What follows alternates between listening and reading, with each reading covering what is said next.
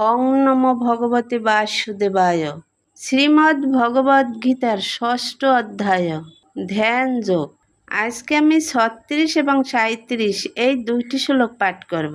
অসংযত আত্মা না যোগ দুষ্প্রাপ্য ইতি মে মতিহ বস্য আত্মা না তু যততা শক্য অভাবতম উপায়ত।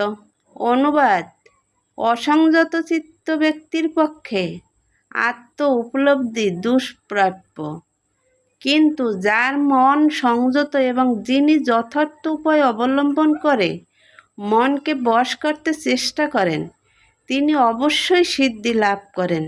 সেটি আমার অভিমত। তাৎপর্য: ভগবান আমাদের এখানে জানিয়ে দিয়েছেন যে জড় বিষয় থেকে মনকে অনাসক্ত করার যথার্থ চিকিৎসা গ্রহণ না করলে কখনোই যোগ সাধনায় সিদ্ধি লাভ করা যায় না। মনকে সুখভোগে নিয়োজিত রেখে যোগের অনুশীলন করাটা জল ঢেলে আগুন জ্বালাবার চেষ্টার সামিল। মনকে সংযত না করে যোগ অনুশীলন করা কেবল সময়েরই অপচয়।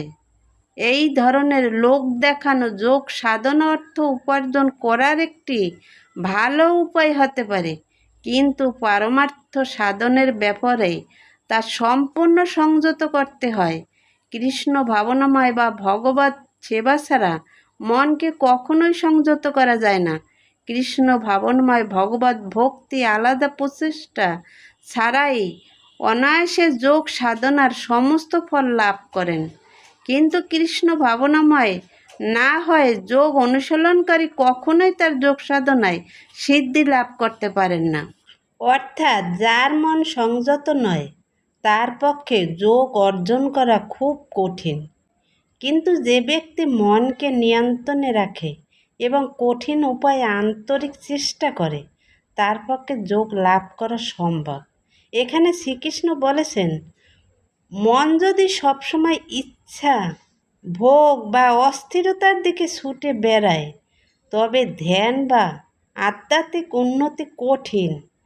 কিন্তু নিয়মিত অনুশীলন, আত্মসংযম এবং অধ্যবসায়ের মাধ্যমে মনকে নিয়ন্ত্রণ করা যায়, আর তখনই যোগ সাধনায় সফল হওয়া যায়। 37 নম্বর শ্লোকে কি বলেছেন? অর্জুন বাচ অযতি শ্রদ্ধয়া উপেত যোগচ্চলিত মানস অপ্রাপ্য যোগ সংসিদ্ধিম কাম গতিম কৃষ্ণ গচ্ছতি। অনুবাদ: অর্জুন জিজ্ঞাসা করলেন, হে কৃষ্ণ, যিনি প্রথমে শ্রদ্ধা সহকারে যোগে যুক্ত থেকে পরে চিত্ত চাঞ্চল্য হেতু ভ্রষ্ট হয়ে যোগে সিদ্ধি লাভ করতে না পারেন, তবে সেই ব্যর্থ যোগীর কি গতি হয়? তাৎপর্য: ভগবদ গীতাতে আত্ম উপলব্ধির পন্থা বা যোগের কথা বর্ণনা করা হয়েছে। আত্ম উপলব্ধি বলতে সেই জ্ঞানকে বোঝায় যার ফলে বুঝতে পারা যায় যে এই জড় দেহটি জীবের স্বরূপ নয়, তার স্বরূপ হচ্ছে সচ্চিত আনন্দময় আত্মা। এই স্বরূপ অপ্রকৃত, তা জড় দেহ মনের অতীত। জ্ঞানযোগ, অষ্টাঙ্গযোগ অথবা ভক্তিযোগের মাধ্যমে এই আত্ম উপলব্ধি অন্বেষণ করতে হয়। এই সব কয়টি পন্থাতেই অনুশীলনকারীকে জানতে হয় জীবের স্বরূপ কে, তার সঙ্গে ভগবানের কী সম্পর্ক এবং কিভাবে ভগবানের সাথে সেই সম্পর্কের পূর্ণ প্রতিষ্ঠা করে কৃষ্ণ ভাবনাময় হওয়া যায়। এই তিনটি পথের যে কোনো একটি অবলম্বন করে সর্বান্তঃকরণে তার অনুশীলন করতে শুরু করলে এক সময় না এক সময় গন্তব্যস্থলে পৌঁছানো যায়। ভগবদ গীতার 2য় অধ্যায় ভগবান আশ্বাস দিয়ে বলেছেন যে পরমার্থ সাধনের পথে স্বল্প প্রচেষ্টাও জড় বন্ধন থেকে মুক্ত করে এবং মহৎ ভয়ের থেকে ত্রাণ করে।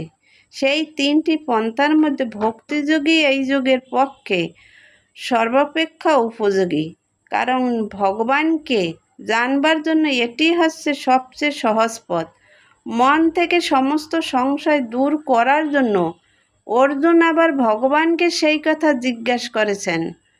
যথেষ্ট নিষ্ঠার সঙ্গে আমরা জ্ঞানযোগ ও অষ্টাঙ্গ যোগের অনুশীলন করতে পারি, কিন্তু তাদের মাধ্যমে আত্মজ্ঞান লাভ করা এই কলিযুগে অত্যন্ত কঠিন। তাই ঐকান্তিক চেষ্টা থাকলেও সিদ্ধি লাভ নাও হতে পারে। নানা কারণে তার বিঘ্ন হতে পারে। সর্বপ্রথমে কেউ হয়তো যথেষ্ট গুরুত্বের সঙ্গে পন্থাটি অনুশীলন নাও করতে পারে। পরমার্থ সাধনে ব্রতী হওয়া মায়ার বিরুদ্ধে যুদ্ধ ঘোষণা করাই সামিল। অতএব কেউ যখন জড় বন্ধন থেকে মুক্ত হওয়ার চেষ্টা করে, তখন মায়া বা জড়া প্রকৃতি তাকে নানাভাবে প্রলোভিত করে বিপদগামী করার চেষ্টা করে। বদ্ধ জীব এমনিতেই জড়া প্রকৃতির গুণের দ্বারা মুগ্ধ হয়ে আছে। তাই পরমার্থ সাধন করার সময় পুনরায় আচ্ছন্ন হয়ে পড়ার সম্ভাবনা থাকে। একে বলা হয় যোগাচ্চলিত মানস, যোগের পথ থেকে ভ্রষ্ট হয়ে পড়া। এভাবেই যোগভ্রষ্ট হয়ে পড়লে তার পরিণাম কি হয় তা জানতে অর্জুন উৎসুক। ভাগবত গীতা সম্পূর্ণ অর্থ বোঝা আমাদের মতো পাঠকের সম্ভব না, তবে আমি যতটুক জানি আপনাদের কাছে তুলে ধরার চেষ্টা করি। এখানে অর্জুন বললেন, হে কৃষ্ণ, যে ব্যক্তি শ্রদ্ধার সঙ্গে যোগ সাধনা শুরু করে কিন্তু মন বিচলিত হয়ে যাওয়ার কারণে সম্পূর্ণ সিদ্ধি অর্জন করতে পারে না, তার পরিণতি কি হয়, সে কি গতি লাভ করে? অর্জুনের এই প্রশ্নটি খুব মানবিক। তিনি জানতে চাইছেন যে কেউ যদি আন্তরিকভাবে সাধনা শুরু করে কিন্তু মাঝপথে মন ভেঙে যায়। এই শ্লোকে অর্জুন জানতে চাইছেন কেউ যদি আন্তরিকভাবে সাধনা শুরু করে কিন্তু মাঝপথে মন ভেঙে যায় বা সাধনা অসম্পূর্ণ থেকে যায়, তাহলে কি তার সমস্ত চেষ্টা ব্যর্থ হয়ে যায়? এই প্রশ্নের উত্তর শ্রীকৃষ্ণ পরবর্তী শ্লোকগুলোতে বিশদভাবে আলোচনা করেছেন। জয় গীতা। হরে কৃষ্ণ। রাধে রাধে।